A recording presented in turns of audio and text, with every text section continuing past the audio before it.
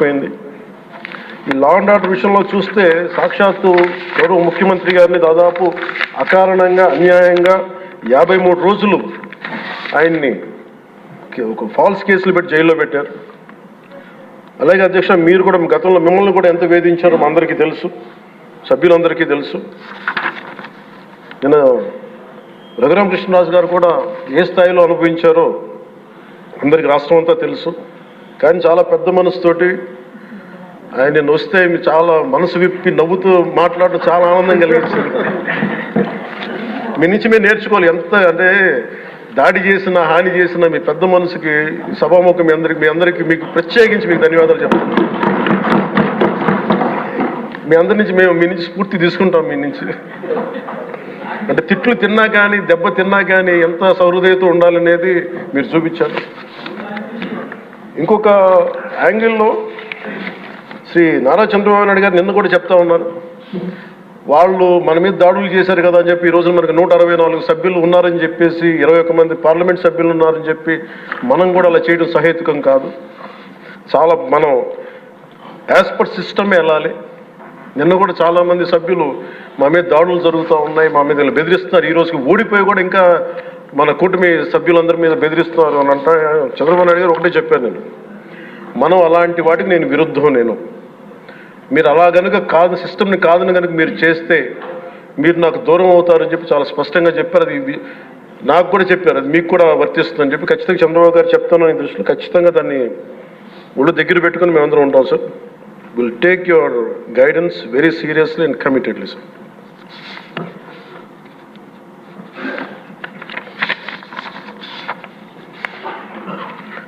అలాగే కేంద్ర నాయకత్వం నిన్న ఈరోజు ఇందాక న్యూస్లో చూసిన అధ్యక్ష, 15,000 కోట్ల రూపాయలు మన ఏ అమరావతి లేకుండా ఈరోజు వరకు ఇబ్బంది పడతాం, అలాంటి అమరావతికి కేంద్ర మంత్రి మన నాయకులు ప్రధానమంత్రి గౌరవ ప్రధానమంత్రి శ్రీ నరేంద్ర మోదీ గారు బడ్జెట్లో ఈ రోజున 15,000 కోట్ల రూపాయలు అమరావతి కోసం రిలీజ్ చేసినందుకు సహృదయంతో మనస్ఫూర్తిగా కూటమి తరపున మా అందరి తరపున కూడా వారికి ధన్యవాదాలు తెలియజేస్తాం అధ్యక్ష.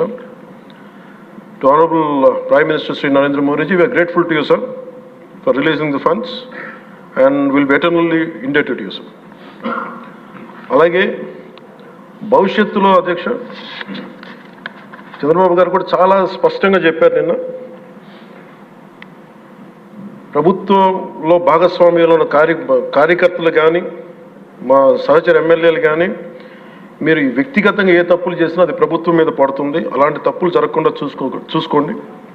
అలాంటివి జరిగితే మటుకు నేను ఎవరైనా స్థానమానం లేకుండా నాకు వాళ్ళకి సిస్టమ్ పనిచేస్తూ ఉంటుంది, అది మీరు అర్థం చేసుకోండి నేను ఏ ఉద్దేశంతో చెప్తానని చెప్పారు అధ్యక్ష. ఇలాంటి తప్పులు జరిగితే అవి వ్యక్తులు చేసిన తప్పులు పార్టీలకు కానీ ప్రభుత్వానికి కానీ చెడ్డ పేరు రాకూడదు. దాన్ని ఎలా హ్యాండిల్ చేసుకోవాలో జనసేన పార్టీ తరఫు నుంచి నేను మా వాళ్ళందరికీ కూడా ఒకటే తెలియజేశాను, మీరు వ్యక్తిగతంగా కనుక ఏదన్నా చేసి అది కూటమి ప్రభుత్వానికి ఇబ్బంది కలిగితే నేను వారిని వదులుకోవడానికి సిద్ధంగా ఉన్నానని చెప్పి చాలా స్పష్టంగా తెలియజేశాను అధ్యక్ష. అది మీరు ఇసుక విధానాల్లో కానీ మైనింగ్ విధానాల్లో కానీ ఏ రకంగానా సరే గత ప్రభుత్వం చేసింది కదా మేము కూడా చేస్తామని ఎవరన్నా నాకు జనసేన పార్టీ తరఫు నుంచి ఎవరన్నా సరే ఉంటే వారిని నియంత్రించే బాధ్యత, వారిని సరిచేసే బాధ్యత మేము తీసుకుంటాం. అలాగే చట్టపరమైన తప్పు జరిగితే చట్టపరంగా ఎలాంటి చర్యలు తీసుకోవాలో అది మాకు కూడా అప్లై చేయండి, నాతో సహా. మేము తప్పు చేస్తే నాతో సహా ఆ చట్టాలు నాకు కూడా అప్లై చేయండి. ఎవరు దీనికి అతీతులు కాదు. దీనికి ముఖ్యంగా ఈ 5 సంవత్సరాల కాలం ఇది హాలిడే కాదు ఎవరికి. మన ముఖ్యమంత్రి గారు కూడా చెప్తా ఉన్నారు, ట్రాఫిక్ జామ్స్ ఎంతసేపు జరుగుతున్నాయి, ఈ ప్రోటోకాల్స్ ప్రకారం సెక్యూరిటీ హ్యాజర్డ్స్లో ఎంతసేపు ట్రాఫిక్ నాపుతున్నారు, ఒక 2-3 నిమిషాల నుంచి ప్రజలు ఇబ్బంది పడకూడదని పదే స్పష్టంగా చెప్తా ఉన్నారు. అలాగే మన ఎస్కార్ట్ సెక్యూరిటీ వల్ల సామాన్య ప్రజలు ఇబ్బంది పడకూడదని మాకు దృష్టికి తీసుకొచ్చారు. ఖచ్చితంగా దాన్ని మా కింద అధికార యంత్రాంగాన్ని మొత్తానికి తెలియజేశాను సార్.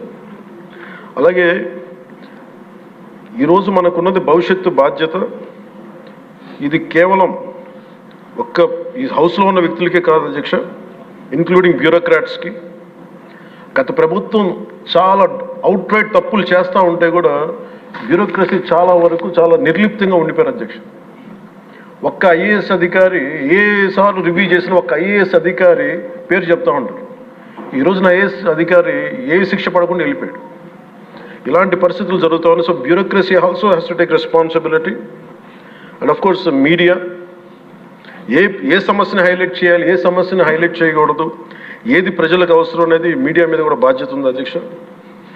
అలాగే సామాజిక మాధ్యమాలని స్థాయి దాటి మాట్లాడితే వారికి ఎలాంటి వాళ్ళని ఎలా పరిమితం చేయాలనేది కూడా ఒకసారి హౌస్ అందరూ ఆలోచించాలి. ఒకసారి దీని మీద ఒక విధి విధానాలను రూపొందించాలని కోరుకున్నాను అధ్యక్ష.